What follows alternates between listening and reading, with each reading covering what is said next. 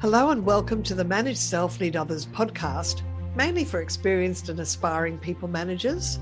I'm your host, Nina Sunday, and this is the show to help you explore ways to become the best version of yourself at work as a manager. Each episode, you'll hear from some of the brightest business minds on the planet who share your passion to elevate and transform team culture. They share insights in self-leadership and leading others. Together, we can make workplace culture better. Are you ready? Because it's time to manage self, lead others.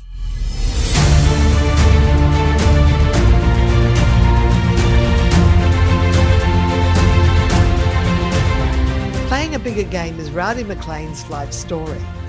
Rowdy has created and led great companies, motivating, inspiring and agitating individuals, teams and organisations to play a bigger game.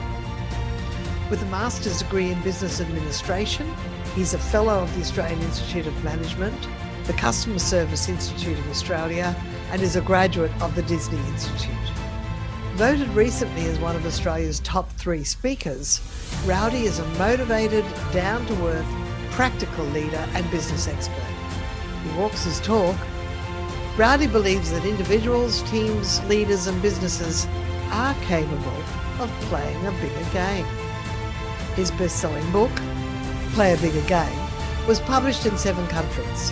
His most recent book, Leadability, is another bestseller. Welcome, Rowdy McLean.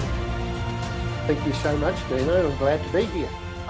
Me too. And look, I've been watching your work over many years and I've always been very impressed. And you seem to go into companies and do big contracts working with the whole multiple teams as far as I understand. So your experience is quite extensive, isn't that right? Yeah, that's true. So I work with huge corporate organisations, and we end up working with all of their leadership team down to the front line. But I also work with mum and dad companies and help them navigate the obstacles of leadership. So it's it's big or small. I just love the impact that improving leadership can have. So can you tell us a little bit about your journey to being a leadership expert? I mean, did it start with a qualification, or were you manager of a team, or how did that start? Well, I've always been one of those people who fell into leadership roles. I was a school captain, I was a football captain, I was a team leader in a business, and like all people in leadership, I think you get promoted into leadership because you're really good at your job. And the reality is, it took me a long time to find out that I was a terrible leader. And in fact, I wrote Leadability when I was the CEO of Australia's biggest hospitality company. And I had been there for 18 months, turning the business around, making it into a massive success. But in that time, I sat down and thought about the experience of the leadership journey and how much I'd grown. And so I wrote the Leadability book because I wanted the book to be the book that I wished I had have got the day I first got a leadership role. Rowdy, I hear you, because like you, people thought I was a good leader, but I look back now and I'm amazed at how terrible I was, all the mistakes I made. But the thing is, at least I found out those mistakes and I feel that I improved upon it later. So there's hope for everybody, isn't that right? There most certainly is. And and that's why I wrote the book, just so people who decided that they needed to know more about leadership had a resource that they could tap into with all of the mistakes that I'd made over 30 years of leadership. Well, it might be good, because I sometimes do this when I'm speaking. I talk about the mistake I made and then how I repaired it. Do you want to tell us the top mistakes that people managers make when they're leading people, and then maybe how to fix that? Well, I think anybody with any aspiration, any desire wants to be successful, and I was no different. But the problem became that I was a success-driven egomaniac, where I just nothing happened without me overseeing it, without me approving it, without me rubber stamping it, and then that flowed on to the way that I treated people in the business. Like, at the end of the day, I didn't realize that not everybody wanted to be as successful as I was. Not everybody was as driven as I was, and that there were different ways to get people motivated and inspired and engaged. And it took me a long time. And, you know, had I have had that book the day that I started, I would have got triple the results in half the time. Like, it's such an art, leadership.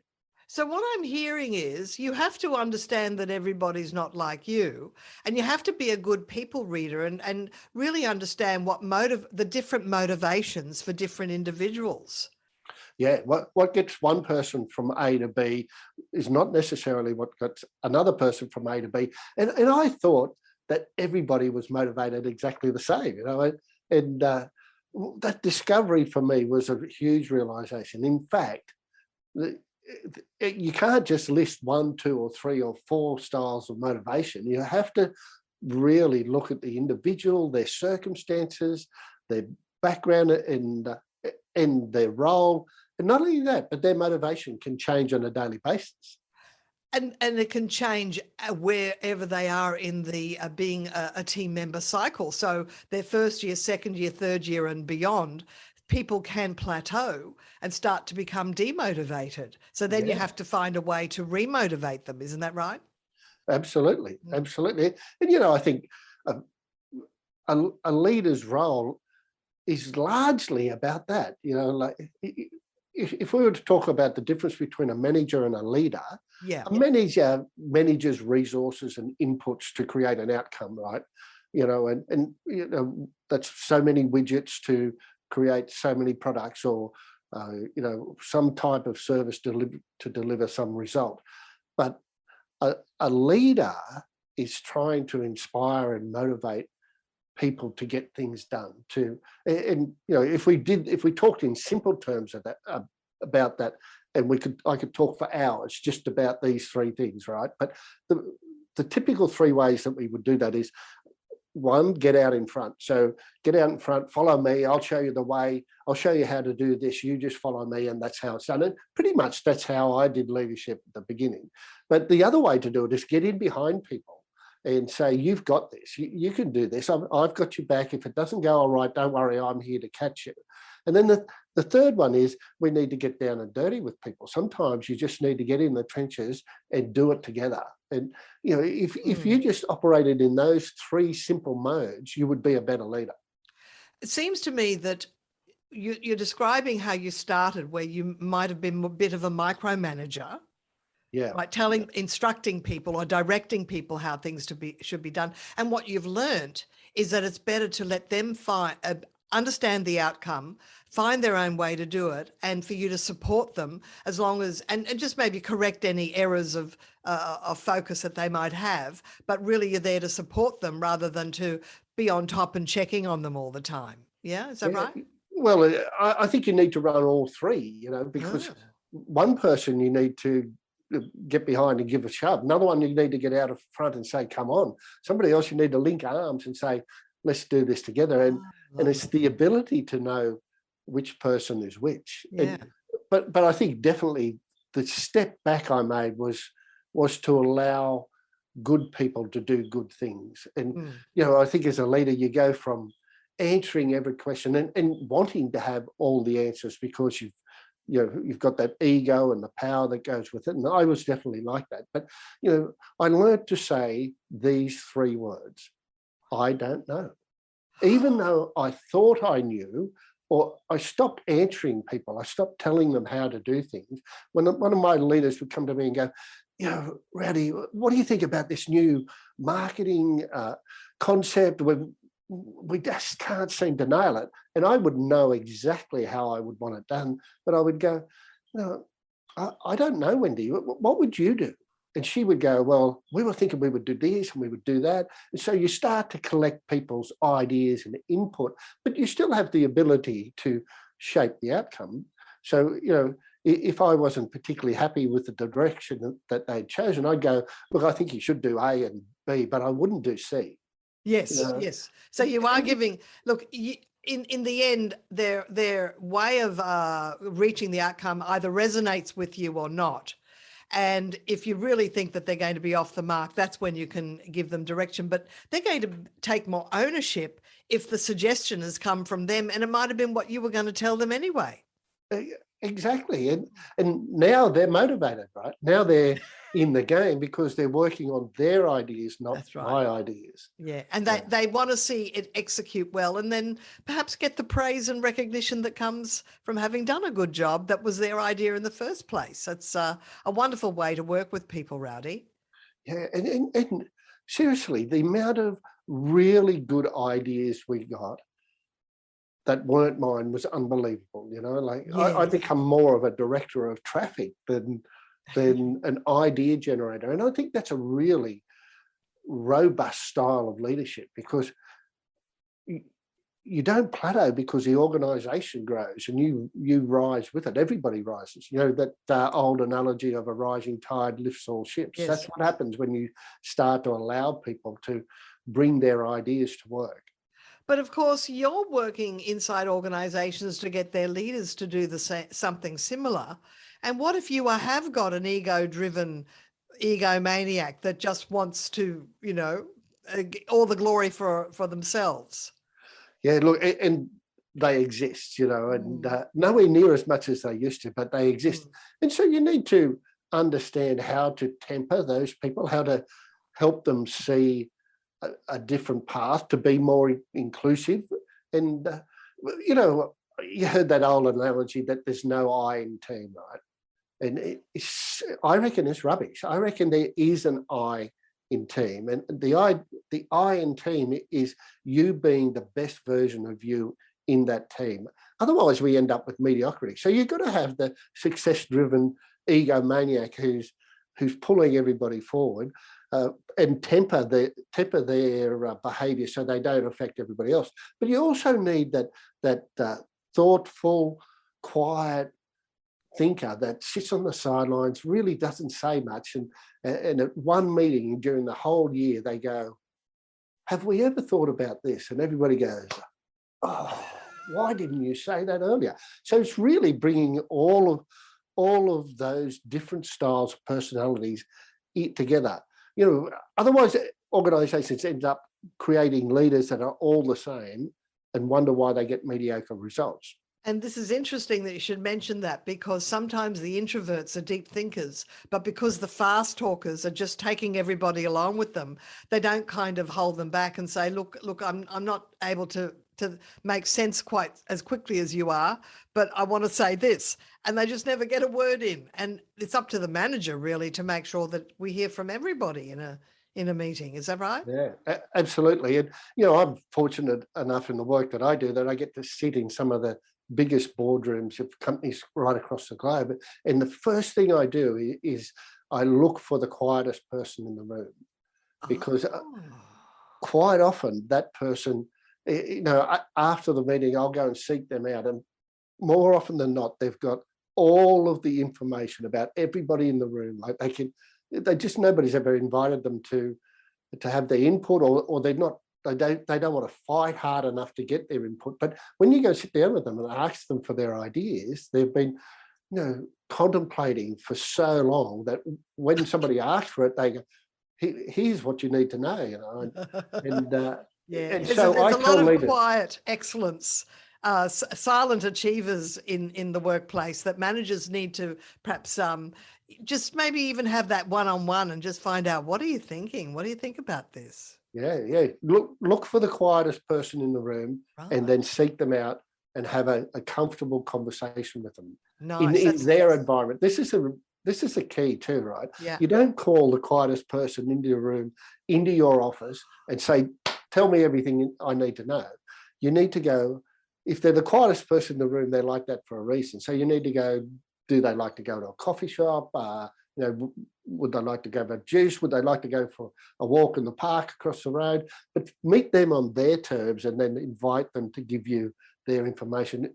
It will be absolute gold. Yes, and they probably just needed that permission. So that's great. Now, looking at the structure of your book, you've got 5 chapters and they seem to go up a slope across and then down again. So you start with, and you call it climb 1, 2, 3, 4, and 5. But climb 1 is getting to good. Climb 2 is elevating to excellent, and leadability 7, the point 7 is compelling vision. And that's a bit of a task, isn't it, to share the vision and get people excited about it. But what's your tip around that? Well, first of all, let me explain the book to you a little bit more. All right, so, please do. So I climbed Mount Kilimanjaro for my 50th birthday, which was an incredible experience. But when I got back, I wrote the book basically because I was so impressed with the leadership skills of the Tanzanian guide that took us to the top of the mountain. And so it's actually a dual story. It's 30 different tips on being a great leader, but it's also the story of the guide that took me up Mount Kilimanjaro. And so that's why you have the 5 levels. So it's not just a metaphor, it's actually a complete process and experience, life experience that you had. Exactly. Oh, wow. Exactly. And so, if we're going to talk about a compelling vision, and my guide, Stephen, did all of these things that I talk about in the book really, really well. But his compelling vision was meeting us on day 1 in this little cafe in Moshi, and it's hot, but there's no windows, but there's big fans going around on the ceiling, and we're sitting there waiting for him to turn up, and this giant of a man appears in the doorway, and we know it's him. And he comes over to us, me and my son Joshua, and he said, "You must be Rowdy and Joshua." And we said, "Yeah, we are." And he said, "Are you guys excited?" We go, "Yeah, we are." And you can through the window across the plains, you can see this magnificent mountain rising up off the plains in Tanzania, and it's snow-capped peak. He goes, "Are you motivated?" And we go, "Well, yeah." He said, "Are you prepared?" We go, "Absolutely." He goes, Ready to launch a career and future you can be proud of? Welcome to Merrill, where an industry-leading advisor training program will help you get licensed. And with lead gen support from Bank of America's vast customer base, you'll get the referrals you need to establish your own practice. It's time to see your career charge forward with Merrill. Apply now at careers.bankofamerica.com. Copyright 2024 Bank of America Corporation. 13 people died on that mountain last year. You do everything I say when I say to do it, and you'll get to the top of the mountain, I guarantee it. But it was such a way of taking this compelling, exciting vision of standing atop the highest freestanding mountain in the world and a reality check. I went, oh, and if you ever wanted to get us to listen, that was the way to do it. And because it's not just fun; it's actually a discipline, and following the guide that knows exactly how to put one foot in front of the other. Yeah. Do what I say to do. Say to do when I say to do it every time, and you'll get to the top of the mountain. And so, most people go to climb that mountain with the compelling vision and the excitement and everything, but without the reality of what it's going to take to get there. Yes, indeed. Okay, so there's getting to good, elevating to excellent, then there's reaching for remarkable. Not everybody is motivated to reach for remarkable. Have you noticed? Yeah, I have.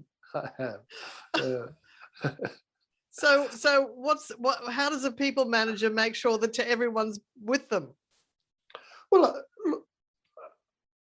I think to make sure everybody is with you, you need to go down to the bottom of the mountain. And, there's 6 elements in that foundation section, and they're very basic, but they're effective. And respect, feedback, communication. And the problem with success-driven egomaniacs, people, doing leadership based on the power and the success it gives them, is they forget those basic tenets at the bottom. Now, if you get to the top and try and reverse engineer those, like you can't get respect when you've walked over a whole heap of people to get to the top of the mountain. People remember that. Yeah, and they remember the feedback that you gave them, the way that you talked to them, the way that you communicated with them.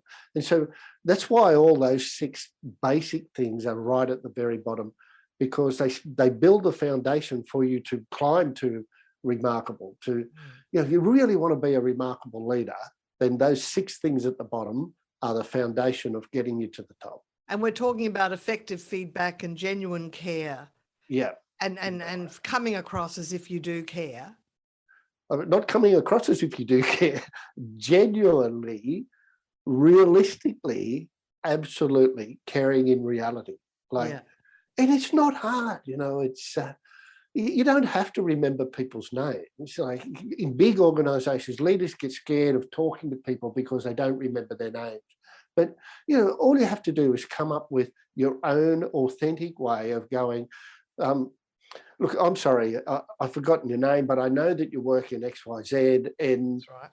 I really wanted to talk to you about this, or, I know you support this football team, but you will know something about them. That's right. That's a really good tactic, because if you not remembering their name will be forgiven if you actually remembered a detail and the fact that you did have a communication with them in the past, and mostly with faces and details, you can remember those. Yeah.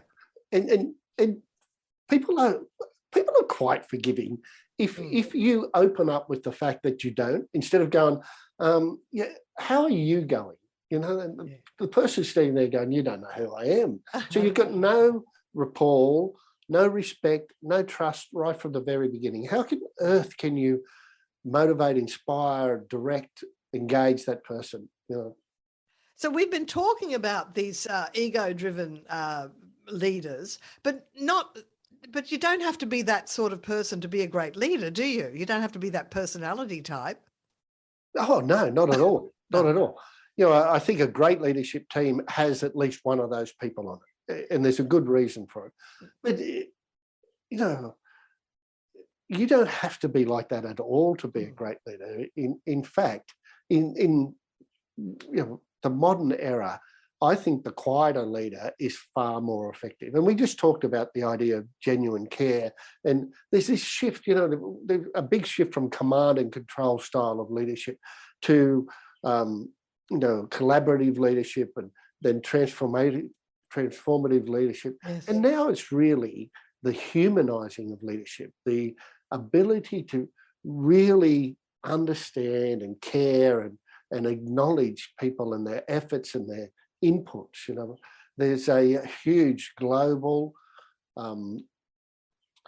desire for talent right now, and if you don't genuinely care in the interview of the person coming in the business, or you don't genuinely care about the person who's already in your business, it's likely they're off to somewhere else. Well, we are seeing an undercurrent of people thinking about moving, even though they're not necessarily unhappy in their role. They're just, because life has been tough the last 18 months or so, and people are thinking any change is worthwhile. So you want to, I've actually heard of people doing what they call stay interviews, where you just talk with people about why they're enjoying working for you. And if you get people to talk about why they're enjoying working for the company, it's kind of confirming it in their own head. Yeah, great idea. And, in the companies that I work with, well, I find that it's actually in the middle leadership that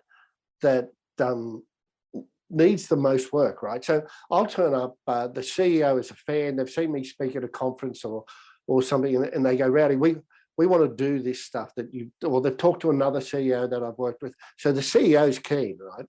The next layer down, because they're all jostling for their executive manager roles and stuff, they're not really, they're more interested in satisfying the CEO than satisfying the people below them. But the people below them are moving on, and the CEO is sick of trying to find new people. So what we actually do is wedge those people. And so we take the inspiration and the excitement of the CEO, and then we engage the frontline leaders and get them inspired and engaged and interested. And they actually force people in the middle to get more engaged, So we get them to lead up from down the bottom to create that change that goes across the middle section. It's quite it's quite good fun, actually, and everybody loves it. Like, you would think the people in the middle hate it, but they actually, once they start to see the desire to grow and create, different things from the people below them, and that it actually becomes easier to manage them because they're engaged, inspired, they change the way that they lead without too much coaching. So when you work with an organization, you're working with the leaders, but you'll also be working with them one-on-one to do coaching with them. And like, how does it, I mean, obviously people can contact you from all around the world, can't they? Because you can work in any time zone. That's it, especially now. Like, look at this. Who would have thought that if you had have said to me, in March of 2020, how many virtual presentations do you think you'll do in the next 12 months, Rowdy? I would have said maybe one, maybe. But there's doubt around that. Instead, I did almost 100, just incredible. Yeah, there's been an incredible shift, and it's made it possible for people in any location to get access to the best ideas, the best inspiration. So that's the silver lining of COVID. Yeah, absolutely. And I just, before we got together, I just did a presentation into Asia. Like, it's just incredible, the technology and the communication, and so many things that you can add on, whiteboards and yes, inside the online tool. Yes. Yeah. Now, going back to you said there were mistakes you made when you were a young manager, and you learnt how to what they were and how to improve them. Can you give us, before we sort of finish our conversation, can you give us one more mistake that you see other managers making that they need to sort of fix? This is a really big one, right? Right. And I quite often do a little exercise around this when I speak at a conference, and it's the idea that people will do what you do, not what you say to do. And so, we now live in a world where, as a leader, you are exposed to the public, to your suppliers, to your employees in so many ways, and because of social media, everything that you communicate is taken as absolute gospel from you, right? So the way that you behave has such a big effect on the way that others behave. Like, if you say, don't ever tell a customer they're wrong, and then you are heard to tell a customer they're wrong, people go, well, if you tell them they're wrong, I can tell them they're wrong. That's right. It's you have to, in this day and age, as a leader, you have to walk the talk, and because you're on the platform all the time, and so if we went into another section of the book, it's about authenticity. People can spot a fake miles away, right? And so that idea of you can't say, I believe in this, and then do this, because those two, the disparity there will leak trust in the organisation. And the biggest number one capability that leaders need right now is trust, and you can't demand it. You have to engage people and earn it. One of the top themes that I've noticed is most popular on the podcast is dealing with change. Have you got any wisdom around leaders dealing with change and the best approach to that? Look, change is probably the most difficult exercise for a leader. And if I'm doing a really big change program in an organization, we will take a long time to set it up. So I think the very first thing you have to understand is that you can't just go, we've had this great idea and we're all going to do this. You have to go, we've got this great idea, and sit down and plan how you're going to implement that great idea. And so if I'm doing it with an organization, we do it on many, many levels. So we do it on a level that people don't even notice at the beginning. So it's all of this subtle, quiet communication. And then we engage depending on which way we're going, we engage the first level of leaders, second level of leaders, third level of leaders. But it's quite a process. And I think mostly as leaders, we wake up at 3 a.m. with the greatest idea and go into the office, and at 9 a.m. the change strategy's on. We're going in this direction, and everybody goes, "Oh, I don't want to change. I don't want to change." People want to change. People will change. And it doesn't just happen as an add-on.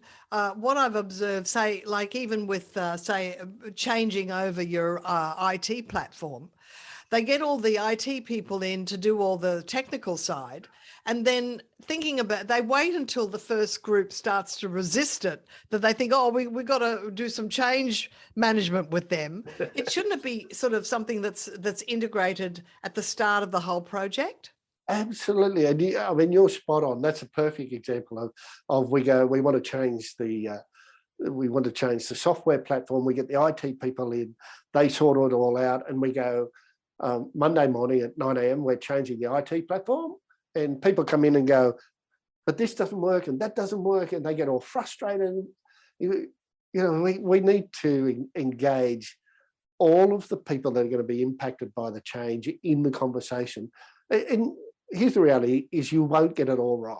But the more constituents you have sitting at the table thinking about what could possibly go wrong, the more chance you have of getting it right. And I'm very interested in your opinion around the importance of one-on-ones, managers sitting down for 15 or 20 minutes one-on-one on a regular basis with the people that report to them. What's your opinion on that? Again, I think it's horses for courses. So, some people need 15 minutes. Yeah. Some people need an hour. Some people just need one word. And right. It's understanding that. We coach our leaders on how to do a 60-second meeting, and so how to have meaningful feedback in just 60 seconds. Because most of us go, we're too busy to do 15 minutes or an hour, Right. And we do performance reviews 90 days, 6 months, yearly, which is just ridiculous. Like if I saw Nina do something, or she doesn't look motivated, or she's not engaged, I want to have that conversation now. And so if I can teach you as a leader, to have that conversation with Nina in just 60 seconds, that will provide the inspiration and the motivation, or two, allow Nina to understand that I'm happy to extend the conversation. It's just so powerful. You can do 40 of those in a day. Is it asking a trigger question? Is it giving them a compliment or some acknowledgement or appreciation? Is it something else? What can you do in 60 seconds? I don't want to give all my secrets away, Nina, but it's essentially, first of all, telling them what you just observed. Right. So I want to talk to you. I want to have a quick conversation. You have to use the word quick so the person understands that this is something that's not going to happen in the office. It's going to happen right here, right now. Right. I want to have a quick conversation about this. And it's an observation that you just saw. And then you ask the person, why is that? Why is that happening? Why were you rude to that customer? Why didn't you do this? Why are you flat? Ask questions first rather than, when you did that, this happened. It's like, I ask for the root cause of. There might have been a reason for it, a good reason. Exactly. And don't start off by going, you did this wrong. Go, I observed this. It's observable behavior without assigning blame. Yeah. And not only that, but you're now getting the person, like when I go, this is what I've just saw. Can you tell me about that? Can you tell me why that is? Now I've got you talking, yes. And you're going, you might, somebody might go, they're rude to a customer. And then you go, look, that customer, I just saw that customer walk away and they didn't seem very happy. Can you tell me why that is? And the person might go, oh, look, it's my fault. I'm bit frazzled, like the kids wouldn't sleep last night and the dog ran away, and I'm just burnt out, but now you can do something about that, right? You can go, listen, why don't you go and take a break, or why don't we shift you away from customer facing, but because you're talking, I could get a whole heap more options than if I'm talking. If I go, you're rude to that customer, and if you ever do it again, we don't get any progress or any results. Exactly. Look, Rowdy, it's just been fabulous speaking with you and sharing your wisdom, and just tell the listeners how they can find you. Like, it's really simple. Just go to rowdymclean.com. So that's Rowdy, ROWDY, McLean, MCLEAN.com. That's my website. That's where you can find me. And would love to talk to you if you are as interested and excited about the power of leadership as I am. And we'll be putting those details in the show notes. And so thank you very much for your time today, Rowdy. I've just thoroughly enjoyed the conversation. I did too, Nina. I'm sorry we only got about this much of that huge mountain in. But anyway, we started the conversation. It was great. Thanks so much. Thank you. This episode, we've been speaking with Rowdy McLean on the Manage Self, Lead Others podcast for experienced and aspiring people managers. I'm your host, Nina Sunday. If you like this podcast, go and tell a friend.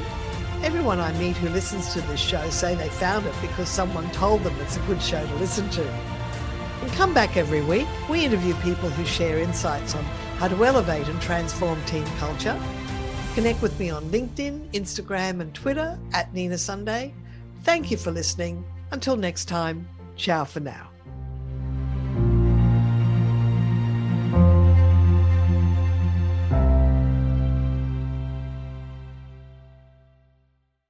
This podcast is a part of the C-Suite Radio Network. For more top business podcasts, visit c-suiteradio.com.